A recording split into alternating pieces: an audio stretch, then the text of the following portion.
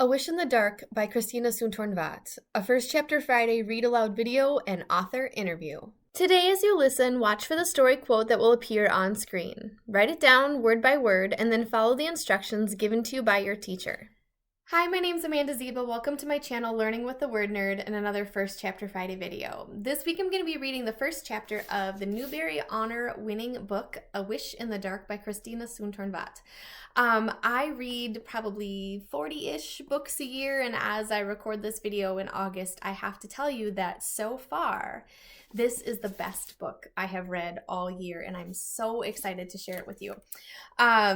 I could go on and on why I agree with the Newbery Committee for choosing this book, but I just want you to get to the goodness right away. So I'm going to read the blurb and then dive into chapter 1.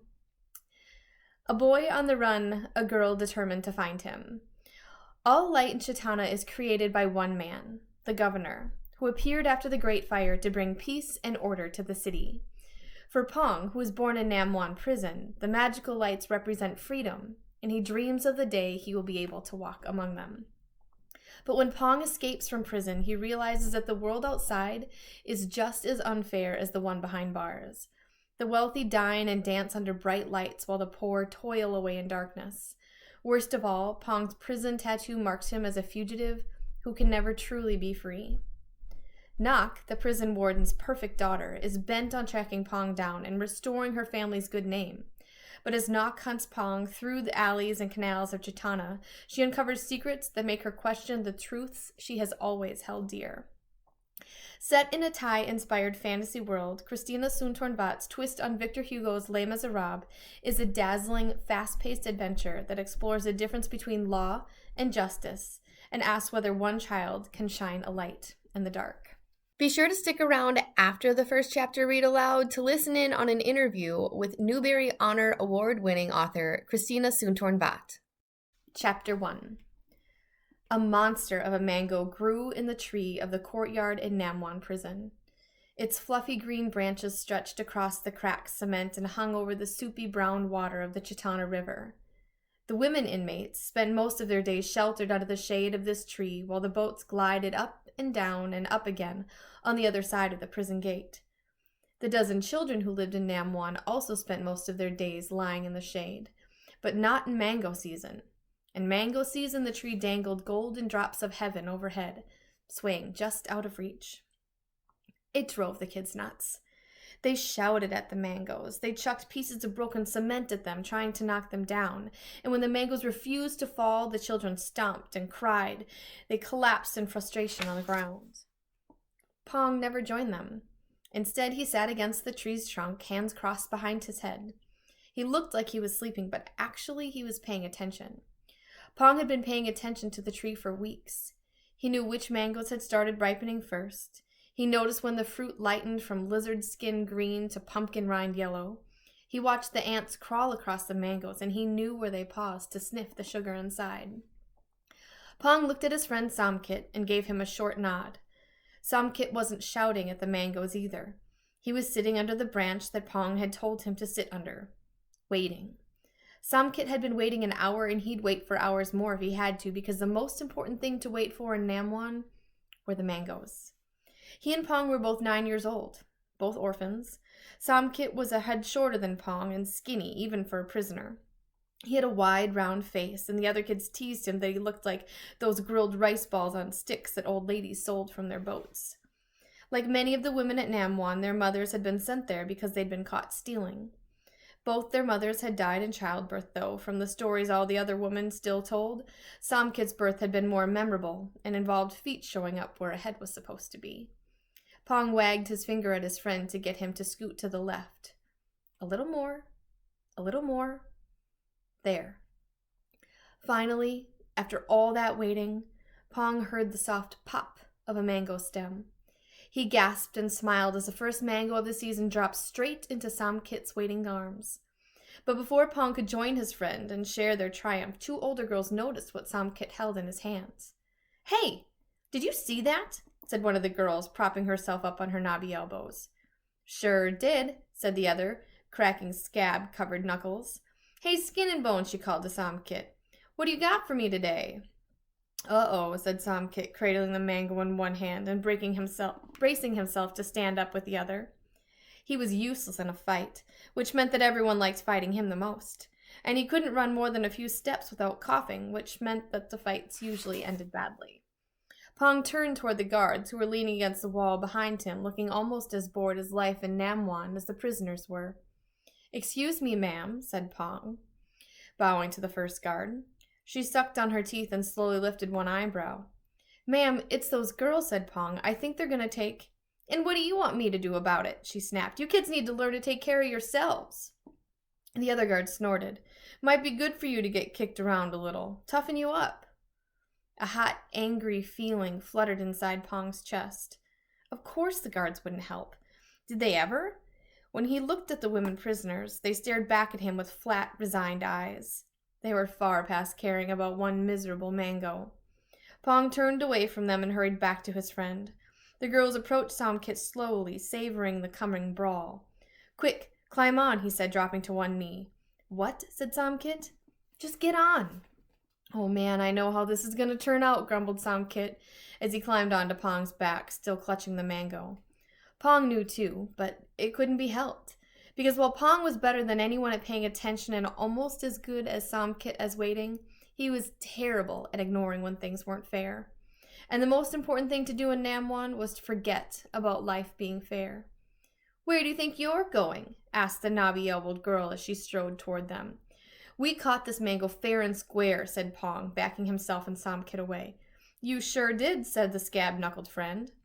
"And if you hand it over right now, we'll only punch you once, each. Fair and square." "Just do it," whispered Somkit. "It's not worth—" "You don't deserve it just because you want it," Pong said firmly, "and you're not taking it from us." "Is that right?" said the girls. "Oh man," said Somkit, "here we go." The girls shrieked and Pong took off. They chased him as he galloped around and around the courtyard with Somkit clinging to his back like a baby monkey. "You can never just let things go," Somkit shouted. "We can't let them have it," panted Pong. "It's ours." He dodged around clumps of smaller children who watched gleefully, relieved not to be the ones about to get the life pummeled out of them. So what? A mango isn't worth getting beat up over for. Somkit looked over his shoulder. "Go faster, man. They're going to catch us." The guards leaning against the wall laughed as they watched the chase. "Go on, girls. Get 'em," said one. "Not yet, though," said the other guard. "This is the best entertainment we've had all week." "I'm getting tired," Pong huffed. "You better eat that thing before I collapse." Warm mango juice dropped down the back of Pong's neck as Somkit tore into the fruit with his teeth. "Oh man, I was wrong. This is worth getting beat up over." Somkit reached over his friend's shoulder and stuck a plug of mango into the corner of Pong's mouth. It was ripe and sweet, not yet stringy. Paradise. So this is clearly just the beginning of Pong and Somkit's tale, and it is an amazing one I hope that you will continue reading.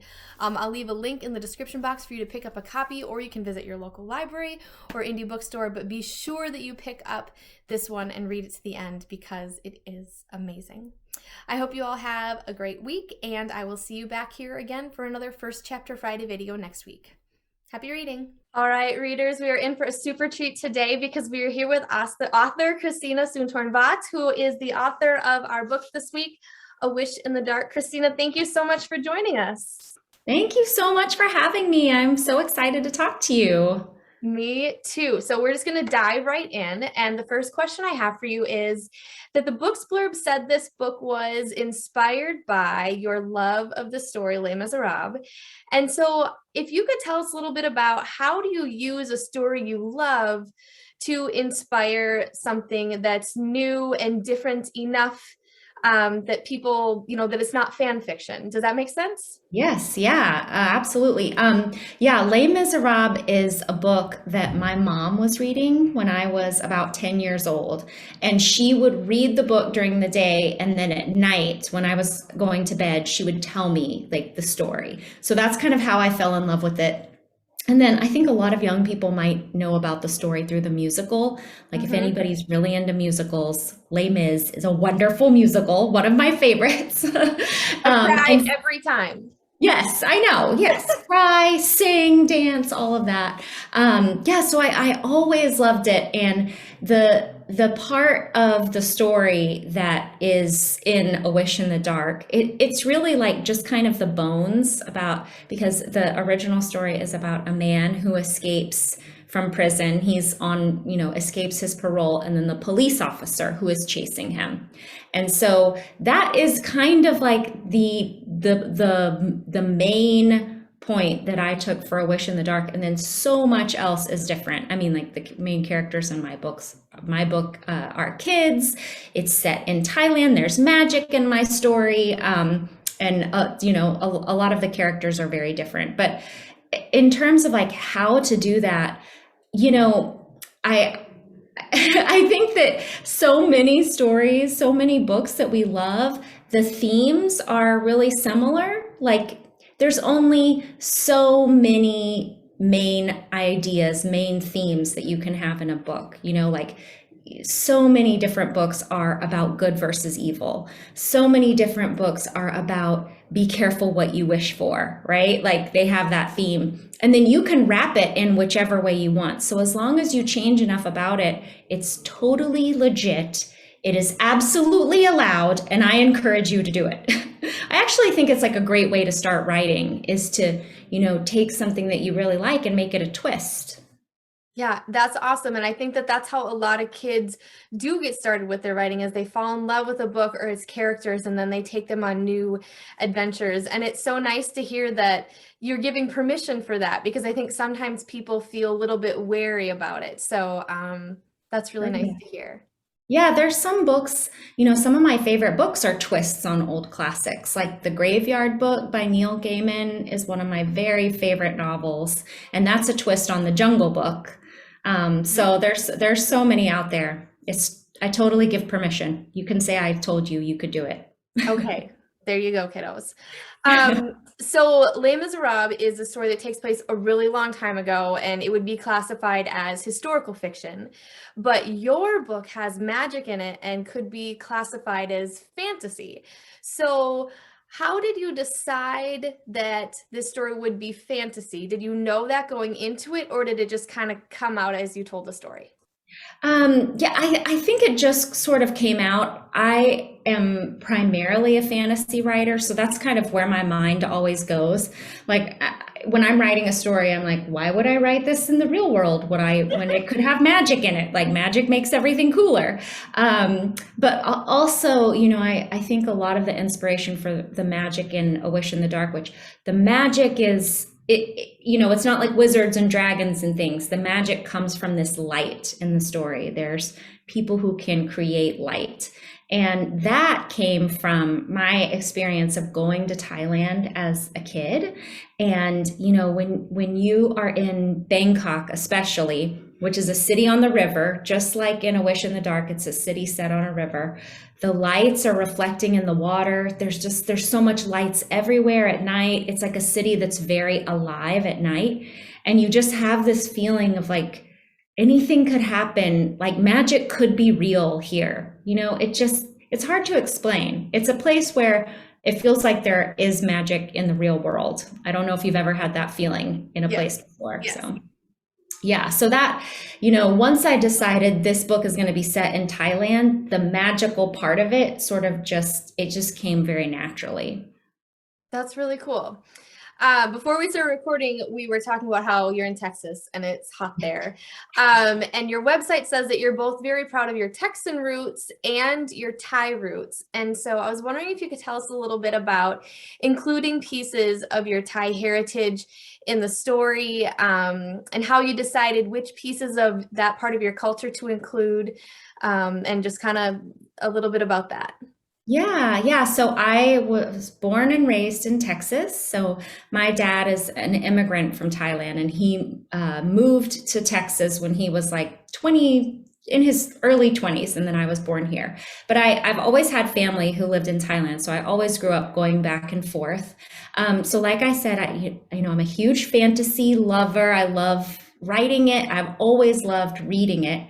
And I never read as a kid, read a fantasy story that was set in a world that was anything like Thailand. So when I set out to write A Wish in the Dark, I can't remember like when I decided like I'm gonna set this in Thailand.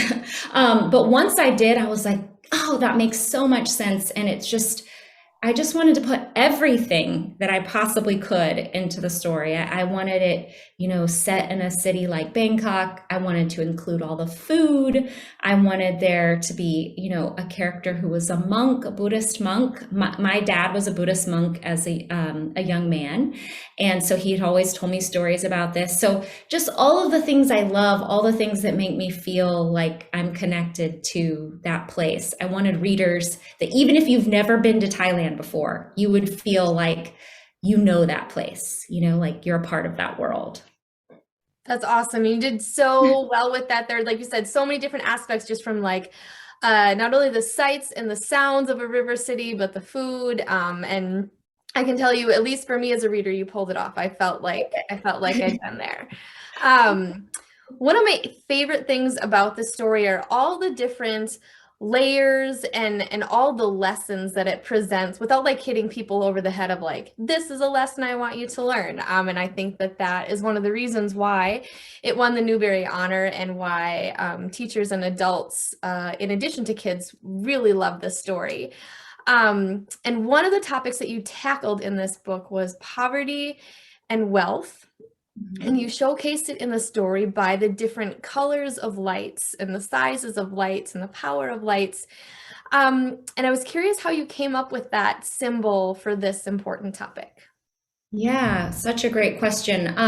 Well, the lessons, the themes about poverty and about privilege and everything that I explore in A Wish in the Dark, that's something that I remember as a young person when my mom was telling me the story of Les Mis, and then later when I read it for myself, that it made such a huge impression on me. It really changed the way that I look at other people, the way that I look at our society, and like what I want to be doing, how I want to be living my own life.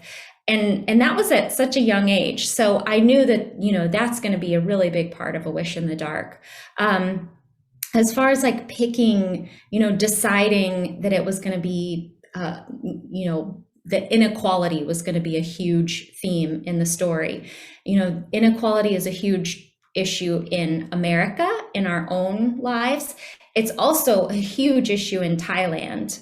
In fact, Thailand, I think it has the biggest wealth inequality difference in the world. Like the difference between the people who have a lot of money and the people who have nothing is very vast. So it seemed, like so appropriate. And then, in terms of the lights, yeah, in the city where the characters live, the different color lights, you have access to different colors of light depending on how much money you have. So if you don't have a lot of money, you can only afford like very dim light. And if you are wealthy, you can afford like this bright, beautiful light that doesn't ever burn you, but it's just, creates this wonderful glow. And, I think that's one of the best things about fantasy is that you can look at things in our world by using magic, by using your imagination. It sounds fantastical that, you could only have certain colors, certain types of light, depending how much money you have.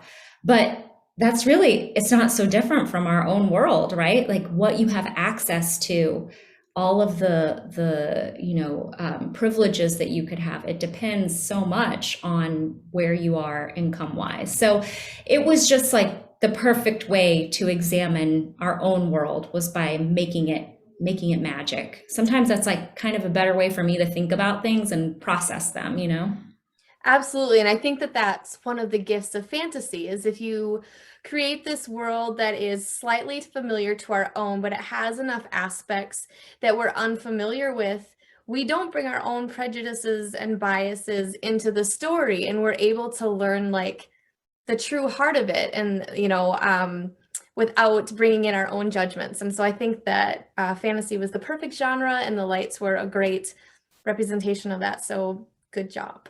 Oh, thank you. I also just want to say this is like one of the prettiest book covers I've ever seen. And if you guys have this book, if you get it in your hands, like it even like shimmers a little bit. If there's like a glittery almost quality, at least on the one that I have, it's so pretty. So so lucky with the book cover. The first time I saw it, I was like, oh my gosh, I just couldn't believe it. You know, you kind of never know what you're going to get as an author with the book cover. So I was happy. Yeah, that is so strange to me that that oftentimes that you don't have a lot of say, if any say, that authors don't get to pick their cover artist or whatever. I've been at literary conferences where authors and cover artists are meeting for the first time like years after the fact. And I'm like, what? You don't talk about this? Like that process seems so strange to me.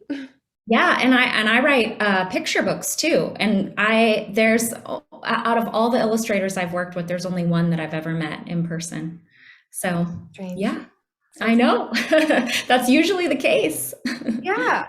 All right. Well, speaking of all of your other books, can you tell us what you're working on next? Yes, I am working on, as usual for me, I'm working on like 3 things at once. So I have a picture book that's coming out in the spring. It's about climate change. So it's a nonfiction picture book, and it's going to be illustrated by Raheli Jamapour Bell, and that's coming in March. It's called To Change a Planet. I am also working on, I have a new novel that's following A Wish in the Dark. It's totally different. It's called The Last Map Maker. And and it's about a girl who's an apprentice to a map maker, and they go on this sea voyage to discover an unknown continent. And so it's all of her adventures at sea. And then the last thing that I'm working on, I really I have to work on like one thing in the morning, one thing in the afternoon, and then like the next thing, like I have to space it out and like switch gears. I was just doing copy edits. So this is like literally like my copy edits that I was working on right here. And it's a graphic novel. So next, about this time next year, I'll have a graphic novel come out. It's called The Tryout. And it's like nothing I've ever written before. It's a memoir about my experience trying out for cheerleader in the 7th grade. And you could say it's a horror story, actually. It's very funny. It's a humor-filled memoir. Yeah, well, all of those sound fantastic. I am a geek when it comes to environmental and the planet, so the picture book sounds amazing.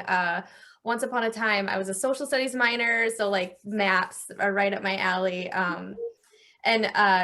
Sports, I'm a graphic novels, I'm in on all of it. So we look forward to all that from you. Can you tell us where readers might be able to connect with you online? Yes, so my website is soontornvat.com. And if you go there, you can see all my books, and then you can also have a contact form. So I have kids who email me through that contact form. And then on Instagram, I'm C Soontornvat. So every now and then I'll post pictures on Instagram. Amazing. Well, thank you so much for being with us today. Thank you for your time. Thank you for your great stories, and we can't wait to read more of them. Thank you so much, Randa. To continue reading A Wish in the Dark, look for a copy in your school library, local indie bookstore, or via the link in the description box. Then make sure you check out the rest of the First Chapter Friday playlist. I have tons of great middle grade and YA stories waiting for you, one for each week of the year. This week's mystery quote says, "The only way to see through the darkness is to shine a light." Please like this video and subscribe so you can stay connected for more great First Chapter Friday videos and other videos you can use in your classroom. Happy reading!